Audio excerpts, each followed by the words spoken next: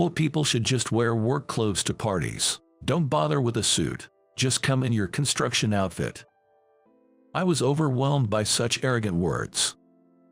Just because I work in construction, I was looked down upon. Forget it. I shouldn't have even bothered talking to you. I didn't want to ruin the atmosphere at our reunion. Unable to ignore what was said, my best friend suddenly interrupted the conversation. My name is Brandon. I'm an only child with no siblings.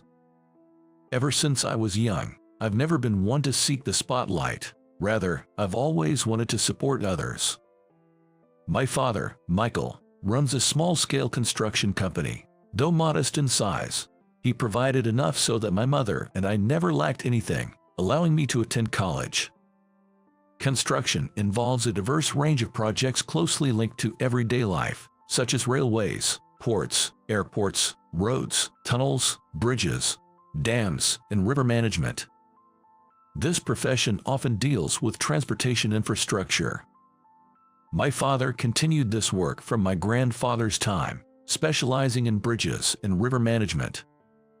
Brandon, that bridge over there, I built it, he would say, taking me to see the bridges over rivers since I was a child. There are all kinds of bridges. They connect people, building bridges that make life more convenient and bring smiles to people's faces. That's my purpose in life. As I grew older, I began to understand and admire my father's words and his work. Railways, roads, tunnels, none of these can be improved without someone proposing and building them, relieving inconvenience. I wanted to understand people's inconveniences and address them, bringing smiles to their faces. My father's approach to his work was profoundly simple. In college, I studied business and did fairly well. When it came time for job hunting, I told my parents this. I'm thinking of helping Dad after I graduate. I want to work at Thompson Construction. My parents were shocked and exchanged glances. Why give up job hunting? Why not try something new? My mother said. Our company is in a tough spot, getting fewer jobs in these times. It's been better than expected until now, but the future of a small family business is uncertain, my father added. I expressed my feelings. I know it's tough.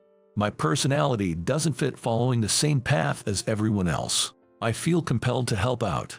In gratitude for all the support I've received, watching Dad work has naturally led me to this decision. Remember, these are tough times.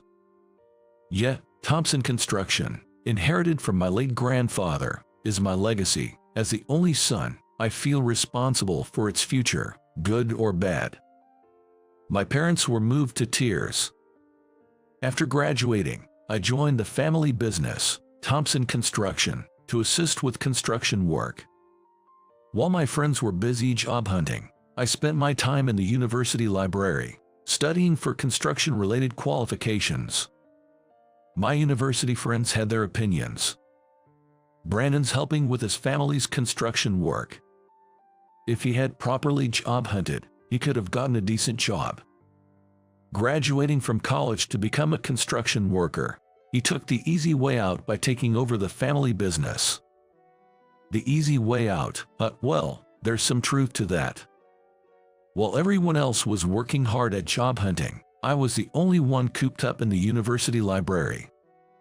What others said didn't matter. I had decided my future. For better or worse, it was up to me. Honestly, I didn't care about the rumors of who landed jobs at major corporations or fast-growing companies. Studying before joining a family business was my form of job hunting. After college, I joined the 20-employee Thompson Construction and learned the ropes mainly from my father. On the construction site, in the office, and even at home. There was so much to learn that the only time I could really relax was during lunch breaks. I constantly thought about how to compete with larger and smaller companies, improving monthly sales. But as my father warned, it's a tough world for small family businesses. It's a world of survival of the fittest. I spent a lot of time analyzing when things weren't going as planned. At one point, I asked my father about my doubts. Dad, our company excels in bridge and river management, but what if we expanded our scope in transportation infrastructure? If we spread ourselves too thin, we'll struggle with manpower. It's the people who make things happen. Expanding too much can incur unnecessary costs, not to mention the technical aspects. I see. It's complicated, isn't it? To expand our operations, we'd have to open offices beyond our county. We've been a community-focused business, trusted by the locals because of our personal touch. Right, that's the core of our business. Determined to promote what our company excels at, I hired a design firm to create a website and also started using social media to spread information, becoming a bridge that connects people. After a day's work, I'd return home and study for construction-related qualifications. Earning these qualifications would broaden my ability to build bridges that connect people. That's it, I'll become the bridge. I believed and put in more effort than ever before. Time flew since I started working with my father. 6 years passed in the blink of an eye. One day, I received a letter at home. It was from my high school best friend, David. I wondered what it was about. The alumni reunion of Cedar Grove High School will be held on the 3rd of May. Please join us. So, it's been 10 years since we graduated from high school. I wonder how everyone from the basketball team is doing. Throughout middle and high school, I was part of the basketball team. I worked hard as a regular player and as the vice captain. David was the captain back then. An invitation to a reunion from such a relationship. David organizing it, that's exciting. Oh, I wonder if the team assistant will be there too. I don't really want to see her, but I'll avoid conversation if she is. The awaited May 3rd arrived. The reunion was a standing party, renting out an entire floor of a hotel. There were 360 alumni and our respected teachers in attendance. Even the principal graced us with their presence.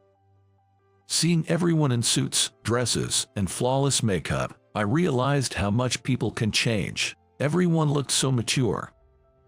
I should have bought a new suit for this day. I'm always in work clothes, rarely in a suit for business. Even though I tried picking out the best suit I had, it was clear that I was the only one looking outdated and unfashionable. Hey, Brandon, how have you been? David, long time no see. Why are you dressed like a hotel manager? Heh, I'm the manager of this hotel. Normally, you couldn't rent this room for a party. You're managing the place. That's amazing. This is the Phoenix Room, right? It's as splendid as its name. The participation fee was low, right? I managed that. Thanks for that. David, the popular captain of our high school basketball team, had become the manager of a hotel. Surrounded by women, he was as popular as ever, playing the part well. Everyone, enjoy the special buffet course we've prepared. The women were excitedly chattering. David always knew how to please and had a knack for understanding women. That's something I couldn't do. I'm envious. Hey, Brandon, the female team assistant is here. Really? I didn't really want to see her. What? Getting shy? Oh, there's our team assistant. Hey, Emily, Brandon's over here. Keep him company. David, wait a second. I found myself face to face with Emily, the team assistant of our high school basketball team, whom I wasn't too keen on meeting. Since my sophomore year in high school, Emily and I were dating. We attended the same university and even the same department. Our relationship lasted for 6 years until we graduated from college. Emily's mother was the CEO of a well-known domestic apparel company. She was the only daughter of this successful CEO, essentially a business heiress. Brandon, you're really dressed up today, standing out all by yourself, but in a bad way. Her sarcasm had begun. Starting with a jab at clothing, typical of an apparel CEO's daughter. Her scrutiny is always more intense than most. You're helping out with your dad's business now, right? Yeah, that's right. How are you doing, Emily? You should be more worried about yourself. Emily wasn't so haughty back in high school. She used to be kind and considerate. I fell for her personality and asked her out, but our relationship quickly cooled off during our junior year of college when job hunting began. The chill set in when I told her I was going to help with the family's construction business. Brandon, are you okay with this? I made my choice, so yes. You're going to help with a small, family-run business that might not even survive. Do you realize you'll end up as a construction worker? What's wrong with that? Emily, you're going to help with your family business too, right? The only difference is the scale. I'm thinking about the future. After that, Emily often looked down on me. It became tough to continue the relationship, and considering our futures, I ended things near the end of our senior year. Over 6 years had passed since then, and now here we were, meeting again at the reunion, having had no contact in the meantime. Even by your clothes, it's clear you've had it tough. Really, I thought I managed pretty well with what I had at home. Brandon, you're always so plain. Your everyday life, your clothes, your job. Maybe so, I guess plain suits me. Emily, on the other hand, is quite flashy. Typical of a CEO's daughter. She was the most dazzlingly dressed among the women here today. There was no comeback for her comments on clothing. Being usually in work clothes, are you indifferent to parties like this? I'll try to be more mindful next time. Because of such a job, even your heart is becoming impoverished. I don't think my heart is impoverished, though. Sensing my current situation, Emily continued with an even sharper tone. Poor people should just wear work clothes to parties. Don't bother with a suit. Just come in your construction outfit. What an attitude. What have I done to deserve this? Being looked down upon just for being a construction worker, and even my company's uniform, which I wear proudly, is ridiculed. To me, my work clothes are like a uniform with a number on the back. Forget it. I shouldn't have even bothered talking to you. Emily had become an even more disappointing person than when we broke up in college. I was hoping she'd become a more mature woman, but this was just too disappointing, almost to the point of tears. Emily, do you even know what Brandon is doing now? Unable to ignore her comments, David suddenly interjected. David, you don't have to say anything. No, I have to say this as a friend. What, David? You're defending this poor guy. You have the nerve to call him poor. Sure, his clothes might be a bit outdated, but listen, Emily. Brandon has been thinking about turning his father's business around, revamping internal operations, starting with their own website and social media to let people know about their specialty. He's also earned multiple tough qualifications and is now even consulting for other construction companies.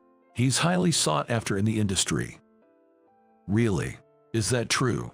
Emily's eyes widened in surprise. When I first joined Thompson Construction, we specialized in bridges and river management, but now we've expanded our scope to include railways, ports, and roads as well.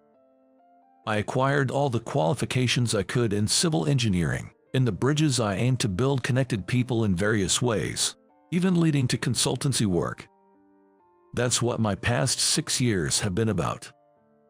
The comment about my clothes being uncool was a bit harsh, though. I manage a hotel, just overseeing the staff on site. I can't work with outsiders or build bridges of trust with them. In these times, that's no easy feat. Emily, can you do that? Me? You couldn't, right? Brandon supported me as vice captain in the basketball team, always striving for a better team. You, as our team assistant, should understand. Emily nodded in acknowledgement. Now, Brandon is playing the role of vice captain for his dad. The more mundane the job, the harder it is. David, Emily seemed regretful for belittling others. David's words, referencing our basketball team days, were convincing for Emily, who had witnessed it all. Brandon, I'm sorry. I didn't know anything.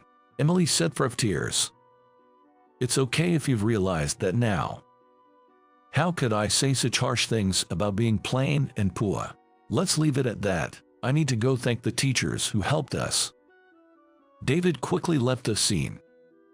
It's tough being an organizer, keeping an eye on everything and maintaining the atmosphere. That's something I couldn't do.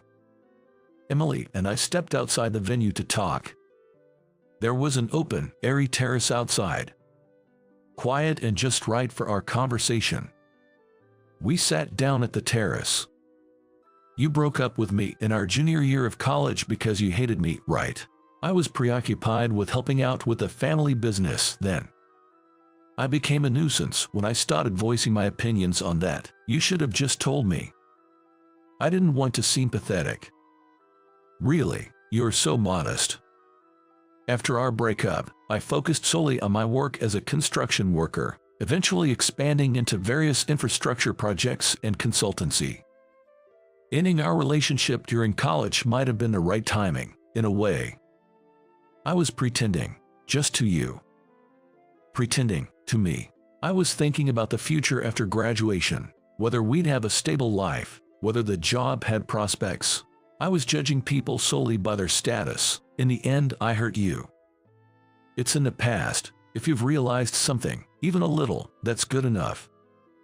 I'm sorry for being pretentious back then and just now. We're both clumsy, I guess. Emily broke down in tears again.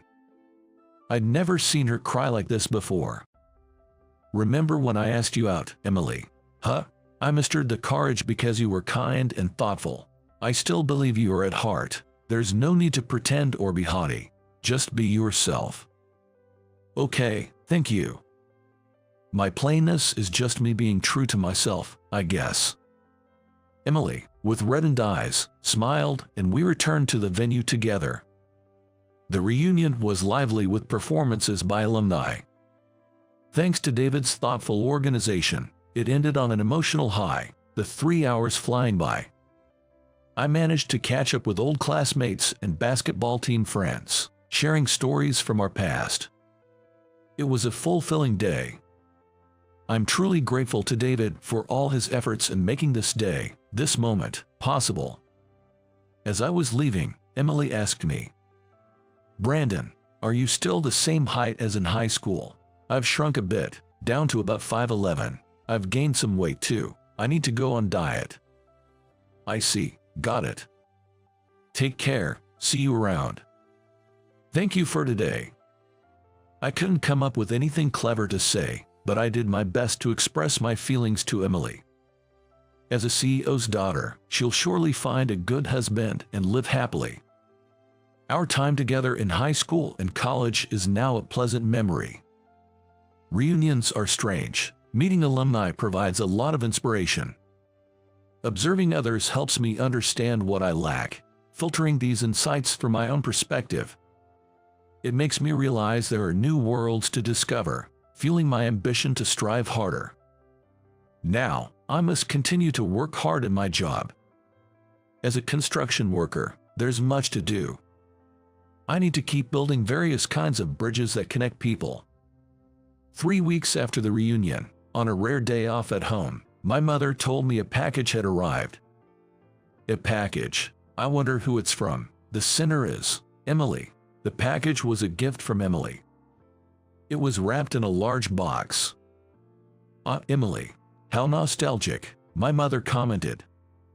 I had introduced her to my parents a few times, but now she was just someone from my past. Even though we had broken up, my mother seemed oddly happy. I took the package to my room and carefully opened it. Inside was a full suit set with a dress shirt. A 3-button, single-breasted suit in gray. It looked sharp. So, Emily was asking about my height for this. There was a handwritten letter inside. "To Brandon, thank you for kindly scolding me the other day. This suit is tailor-made by our company's designer, perfect for business, parties, weddings. Wear it and look sharp whenever you need to." Ha, she's still looking after me. I had said I'd be more conscious about my attire, but I never actually went out to buy a suit. I could almost see Emily shaking her head at my lack of fashion sense. The letter continued, P.S. Is it possible to repair a broken bridge? A broken bridge? Was she referring to my role in connecting people? Repairing broken bridges is my specialty. I immediately called Emily's number. 2 years later, with David's help as the hotel manager, we found ourselves back at the same venue. We're turning 30. I need to find someone special too, said David. You've always been popular, David. You'll be fine. Never thought I'd be outdone by the plain Brandon. Sorry for being plain. The venue that hosted our reunion now became the setting for our wedding reception. It was a new beginning for Emily and me. The Emily I knew now was the same pure and kind-hearted girl I fell in love with back in high school when I first asked her out. As I took over as the new CEO of Thompson Construction from my father, assuming the role of captain, Emily became my vice captain and assistant, supporting me in every way.